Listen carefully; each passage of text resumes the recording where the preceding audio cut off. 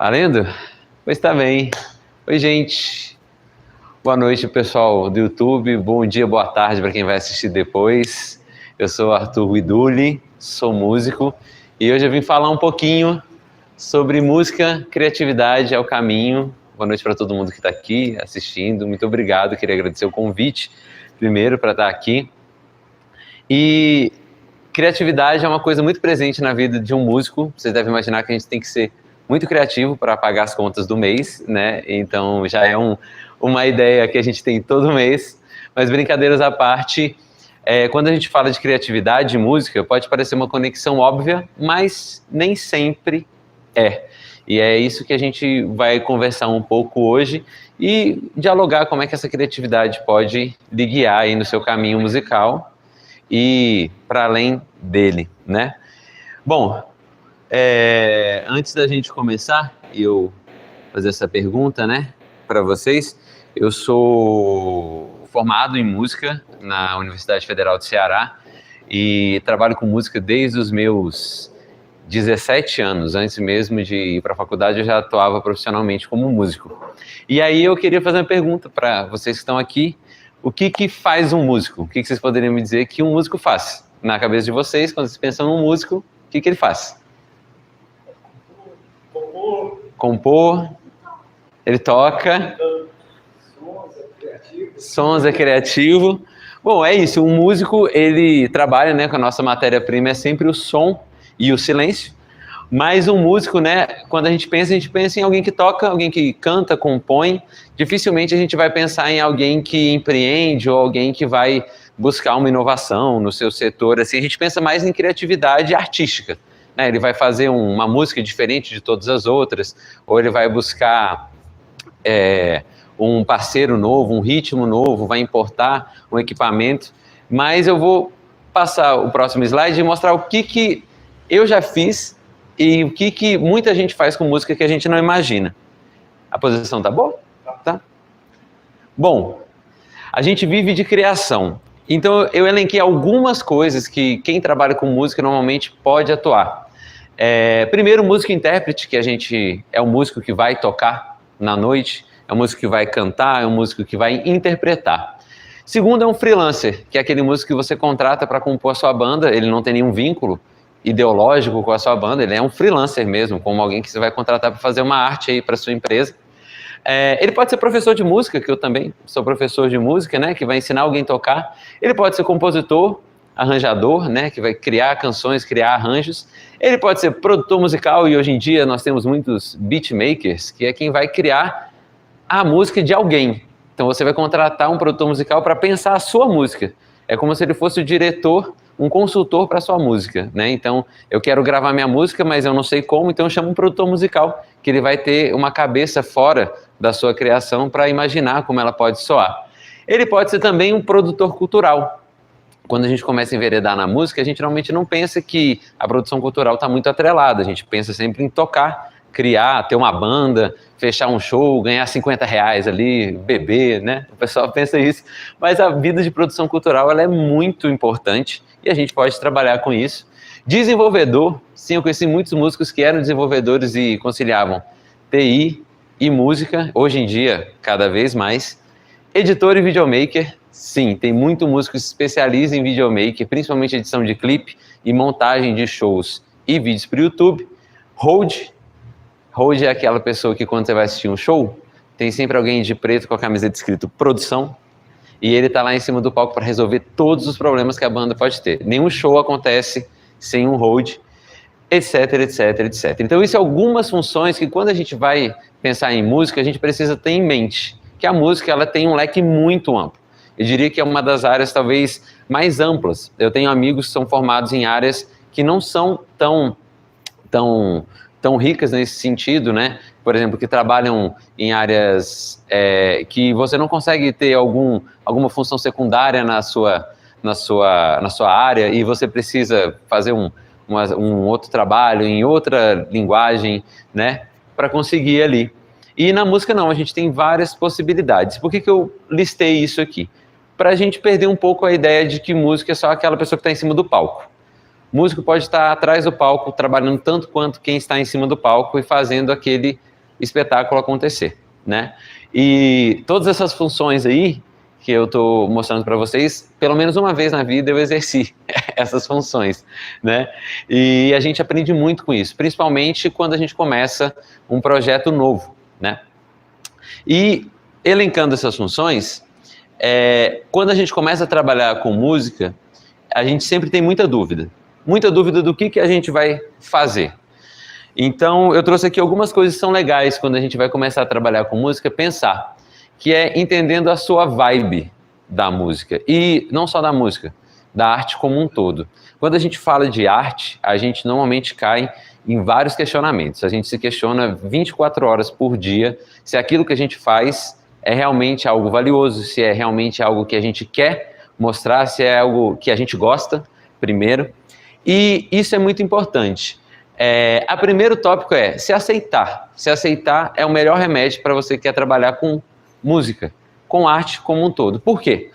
Porque às vezes a gente se força a estar em locais que a gente não quer estar. Olá, tudo bem? Às vezes a gente se força a estar assumindo um papel que não nos cabe. E isso é muito importante, que a gente se aceite, porque a gente é criado em cima de conceitos, principalmente quem estuda música de maneira formal, é muito criado em cima de alguns preconceitos. Por exemplo, um final de semana atrás, teve uma apresentação maravilhosa da Anitta no Coachella, que é um festival famosíssimo, um dos maiores festivais do mundo, nos Estados Unidos. E foi um festival muito falado, e a apresentação dela foi muito bem falada. Não foi incomum encontrar críticas à apresentação dela que não passassem pela veia musical, mas sim que passassem por uma questão de gosto, de gênero, de estilo, e muitas vezes com muito preconceito. E que não conseguem enxergar uma produção artística e uma produção profissional naquilo. E muita gente às vezes se tolhe de fazer o que gosta na área musical por não se aceitar, achar que precisa ter um diploma, primeiro, para fazer música, ou que precisa tocar determinado repertório para ser considerado música. Quantas vezes você já não ouviu que determinado tipo de música não é música? Quantas vezes você já não ouviu, por exemplo, funk não é música? Pop não é música? Música é aquilo que tem um estudo formal, uma partitura? Não, nem sempre. Se fosse por isso, nenhum mestre de cultura faria música. Eles não têm estudo formal e eles fazem música há séculos. Inclusive, a nossa música é derivada justamente da música dos mestres de cultura. Mais músico ou menos músico? É isso que a gente sempre se pergunta. Você não é mais músico ou menos músico porque você não está em cima do palco. E isso é muito importante lembrar. Um produtor musical que passa 24 horas dentro de um estúdio produzindo música, ele não é menos músico do que alguém que está tocando violão em cima de um palco. Isso é importante para que você entenda que a música ela tem várias facetas e que ela é uma cadeia produtiva muito grande. E se não tiver alguém dentro do estúdio, não tem alguém em cima do palco. Isso é sempre muito importante lembrar. E uma coisa muito interessante para quem trabalha com música e que pode parecer redundante, mas não é conhecer e pesquisar novas possibilidades. Eu firmo isso e eu digo para vocês, cada vez mais que a gente escuta música e novos artistas, existe uma tendência de quem começa a estudar música a se consolidar em determinado gênero e fechar a sua visão de mundo. E fechando essa visão de mundo, a gente perde muitas possibilidades e perde muitas possibilidades criativas, né? E essas possibilidades que a gente tem que conhecer não são possibilidades de outro mundo, são possibilidades que acontecem ao nosso lado o dia todo, que a gente consome, mas às vezes a gente não enxerga. Bom, então, depois que a gente entende a nossa vibe, que a gente se aceita, que a gente sabe com o que a gente quer trabalhar, que a gente experimenta, eu quero trabalhar com produção cultural, eu quero fazer projeto, eu quero ser beatmaker, eu quero ser produtor, eu quero ser arranjador, eu quero ser videomaker, eu não quero trabalhar em cima de um palco, mas eu sou músico, da mesma forma. A gente caminha para aplicar essa criatividade.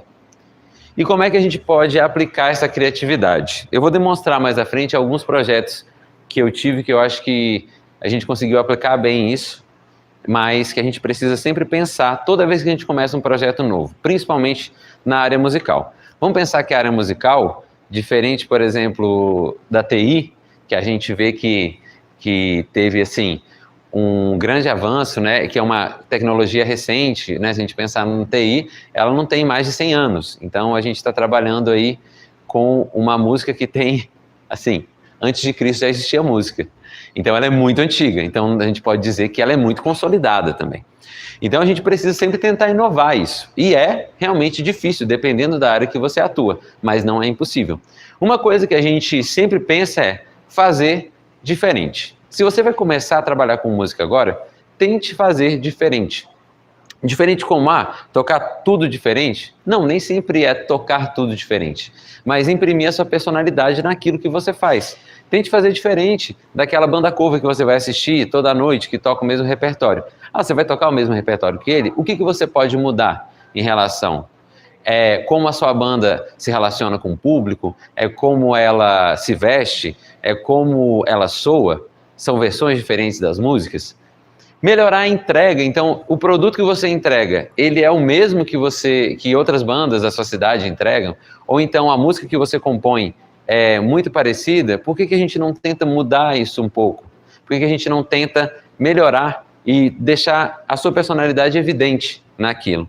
E melhorar as suas relações e resultados. A gente percebe que na música, a melhor maneira de conseguir resultado é melhorando a relação que você tem com o seu público e com o seu contratante, independente da área musical. Independente se você é do sertanejo, se você é do gospel, se você é da música erudita. E isso a gente tem certeza. Existe público para todo mundo. Para todo mundo. Até na palestra anterior eu estava falando de criptomoeda. Eu falei, há um ano atrás eu ficava, gente, quem é que compra isso? Quem criou a criptomoeda talvez pensasse, nossa, mas e aí, quem vai comprar? Tem público para criptomoeda? Tem. Então tem público para música erudita? Tem.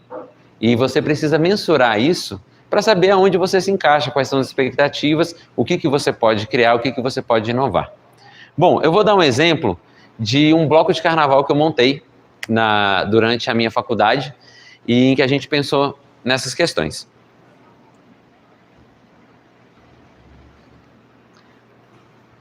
Eu vou contar para vocês a história do bloco Sandy Júnior. E vocês já devem imaginar o que a gente toca. Sandy Júnior.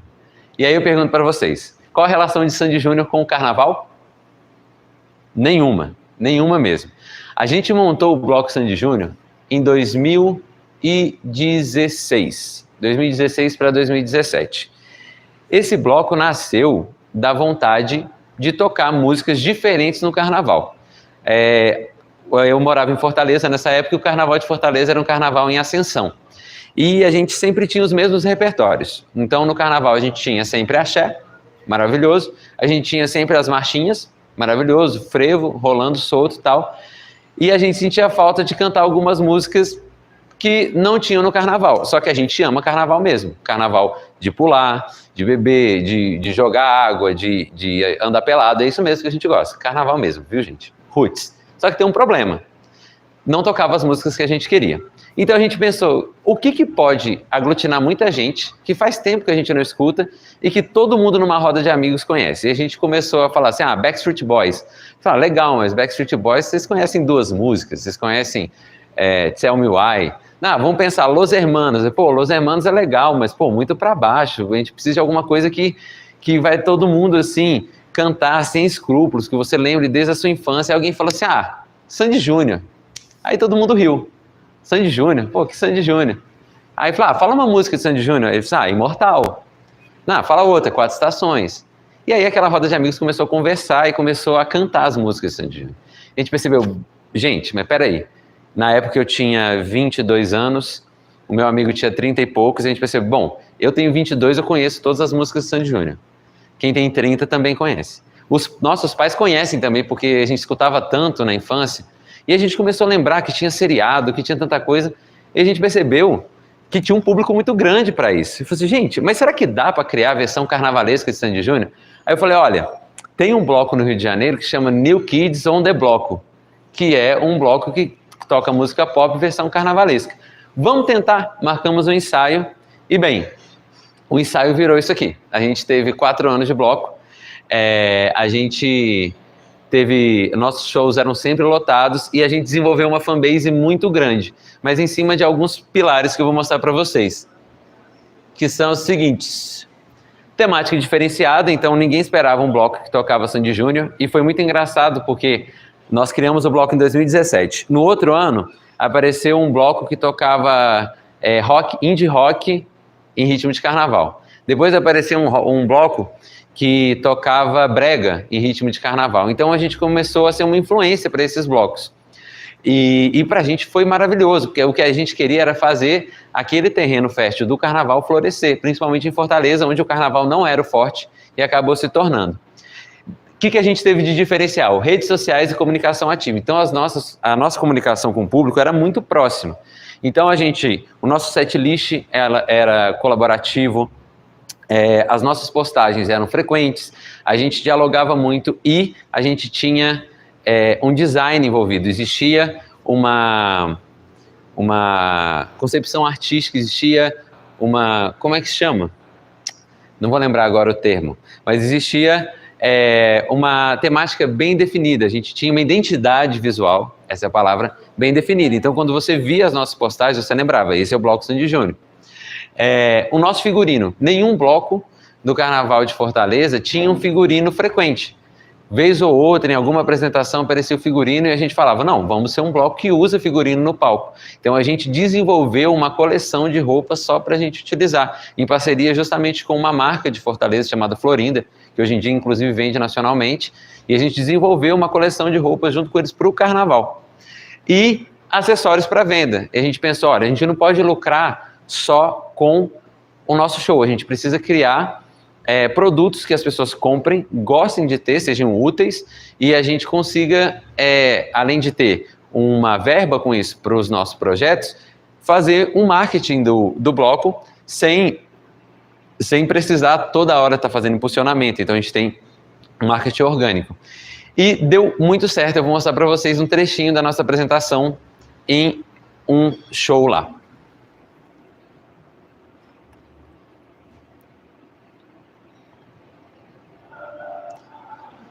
Isso não é um show de abertura de alguma coisa, isso é um show nosso, a gente ficou impressionado com a quantidade de gente que tinha só para assistir um cover de Sandy Júnior.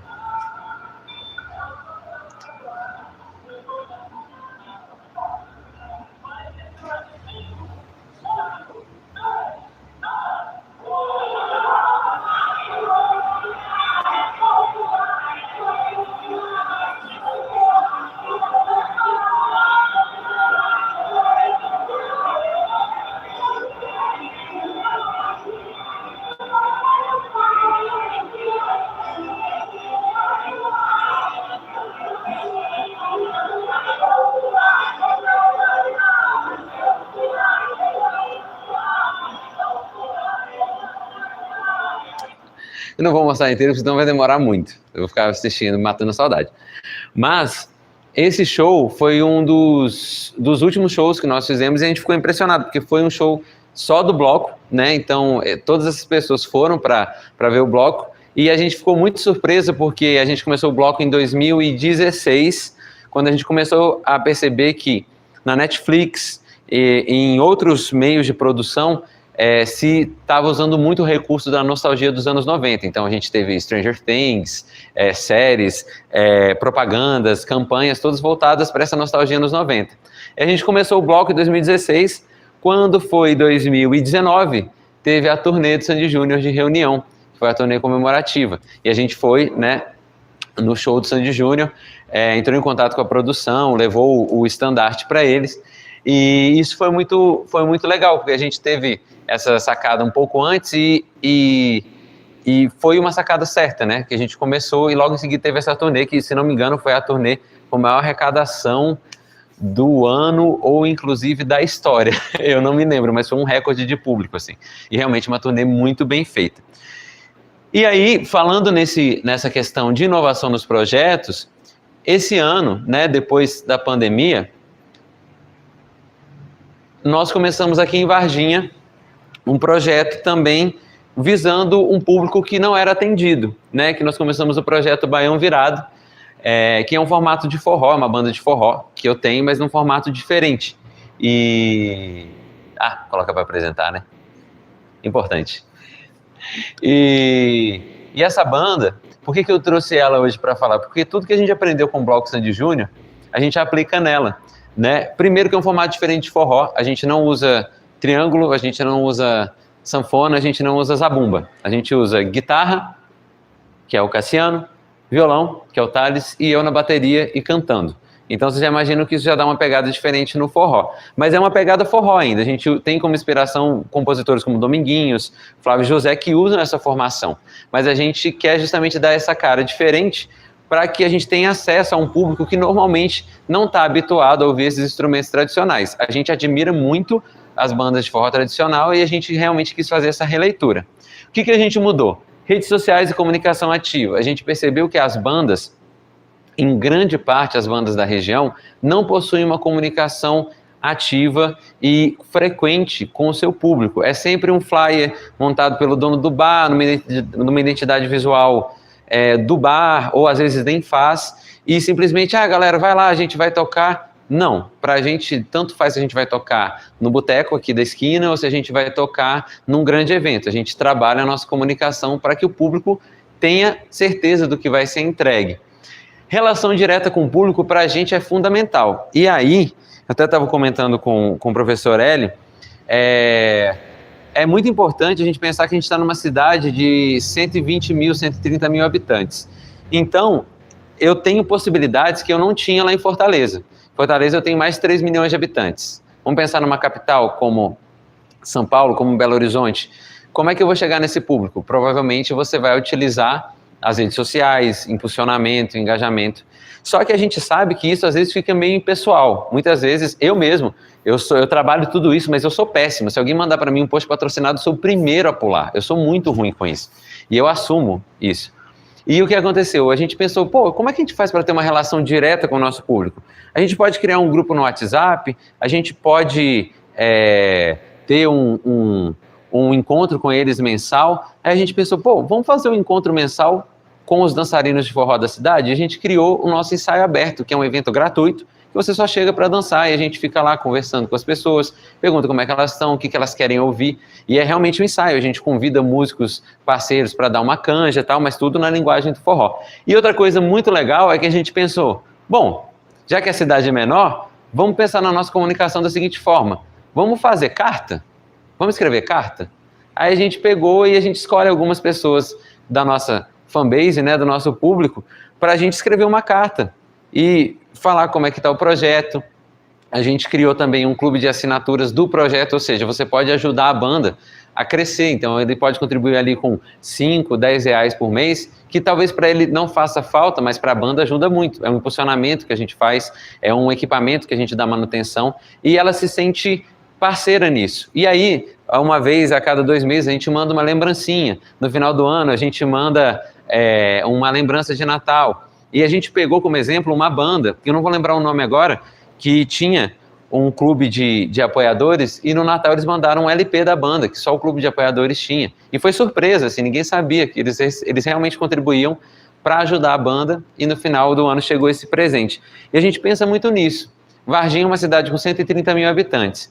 A gente precisa entender que a gente consegue ter público aqui. Porque se a gente não tiver público numa cidade com 130 mil habitantes, onde a gente consegue olhar nos olhos das pessoas, a gente consegue bater na porta do nosso vizinho e conversar, não vai ser num grande centro com 20 milhões de habitantes que a gente vai ter público. Então a gente precisa humanizar essa relação e, num período que a gente passou de 2 anos de live, as pessoas estão sentindo falta dessa humanidade, desse contato. Muitos amigos meus ficaram meio desgastados com esse processo da live e reclamavam muito. A gente pensou, então vamos voltar ao analógico. Talvez a inovação agora seja a gente ter um contato próximo, diferente do que a gente não tinha. Então isso a gente tem buscado no projeto e tem gerado muito resultado. Então a gente começou com uma agenda de 2, 3 shows por mês e hoje eu estou saindo agora para tocar em Alfenas e amanhã a gente toca de novo. A gente vai ter um final de semana cheio de apresentações, todos voltados para esse tipo de comunicação.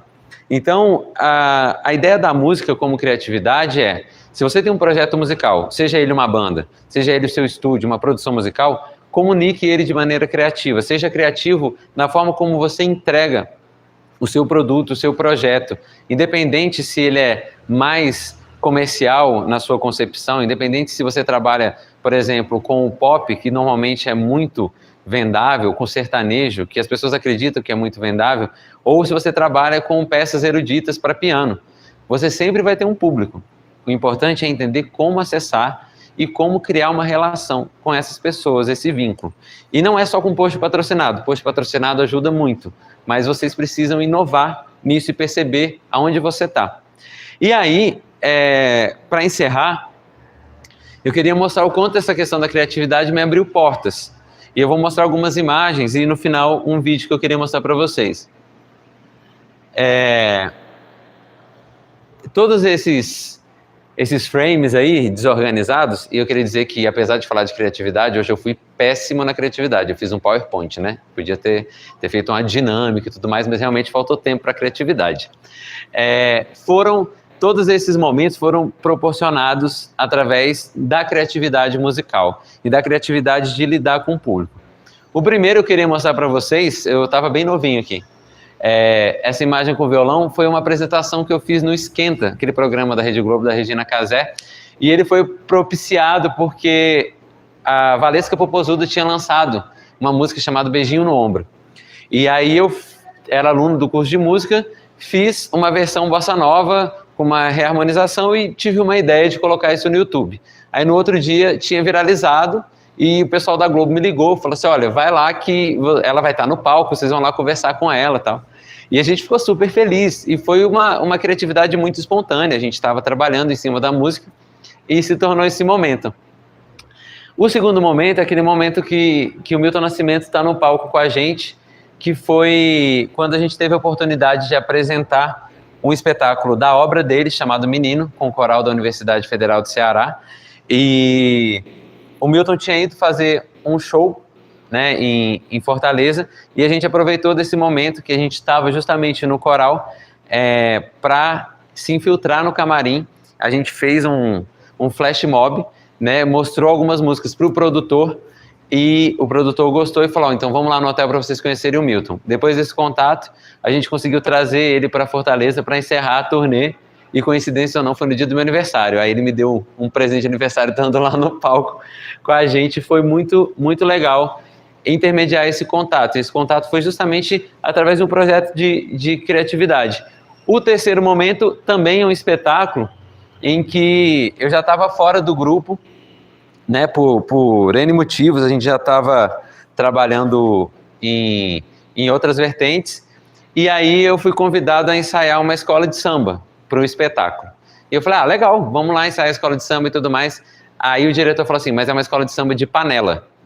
Aí eu falei assim, como assim de panela? Eu falei assim, é o seguinte, o espetáculo chama-se Gula, é uma releitura de Romeu e Julieta, e os instrumentos que a gente tem no palco são panelas. Então você pode usar frigideira, você pode usar uma cuscuzeira gigante, uma panela de feijoada, mas tem que soar uma escola de samba. E aí eu fui acrescentado ao espetáculo como um integrante percussionista que tocava essas panelas e era o regente dessa batucada. E com esse espetáculo a gente foi fazer uma turnê na Alemanha e na Itália, e inclusive dar uma oficina para eles de batucada de panela. Então foi assim, a gente saiu de uma escola de samba tradicional para uma batucada de panela. É óbvio que eu não sabia fazer uma batucada de panela, a gente inventou, porque você não aprende na faculdade a fazer uma batucada de panela, eu garanto para vocês. Esse curso a gente não faz.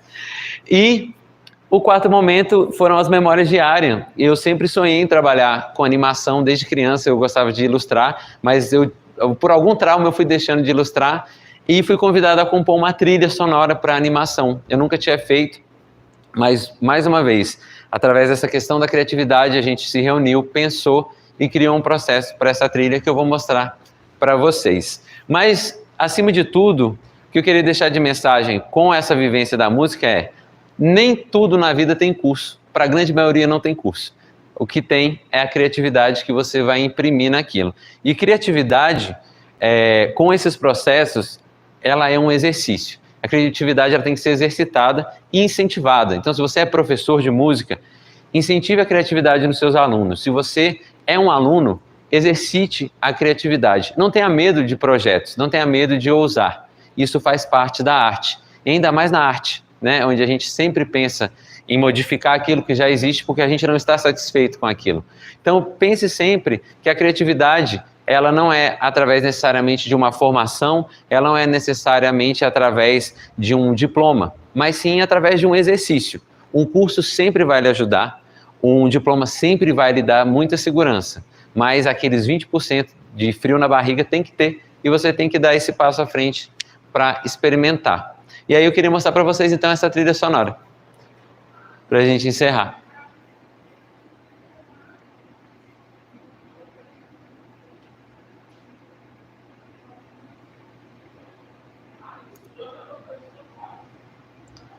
Ô, gente, nem parece que eu fiz curso de informática.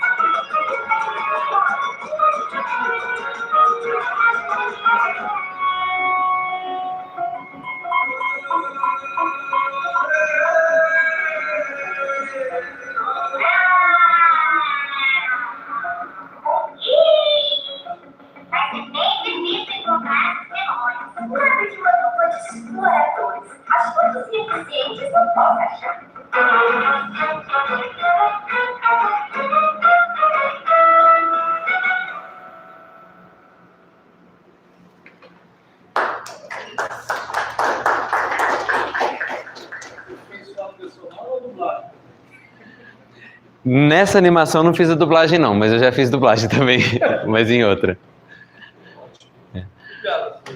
Oi, Salve todos os loucos! Eu sou o Ventania. Eu apoio a criatividade em Varginha.